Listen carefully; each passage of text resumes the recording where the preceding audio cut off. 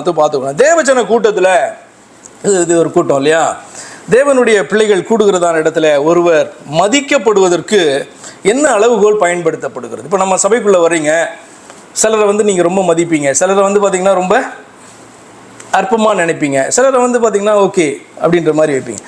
ஒருவர் மதிக்கப்படுவதற்கு அவருடைய நடவடிக்கையும் காரணம் தான், அப்படி தானே? அவர் எப்படி நடந்து கொள்கிறார் அப்படின்றதும் முக்கியம். அவர் பார்த்தீங்கன்னா சரியாக நடந்து கொள்ளலை, ஒரு மனுஷன் மாதிரி நடந்து கொள்ளலைன்னா எப்படி மதிப்பீங்க? தேவ பிள்ளை மாதிரி நடந்து கொள்ளலாம் நீங்கள் மதிக்க மாட்டீங்க. அந்த பாயிண்ட்டை நான் சொல்லலை.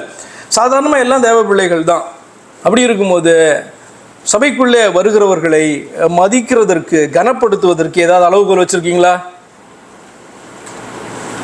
இருக்கும், வெளியில் சொல்ல மாட்டீங்கல்ல. அதற்கு என்ன அளவுகோல் அப்படின்னா, நம்மளுடைய லைஃப்பில் நமக்குள்ளேயே ஏதாவது வச்சுருப்போம். ஒருத்தரை பார்த்தோன்னு ஒரு இமேஜ் அவரை குறித்ததான, அவருடைய ஆத்மாவை குறித்தான ஒரு இமேஜ் நமக்குள்ளே ஃபார்ம் ஆகிடும்.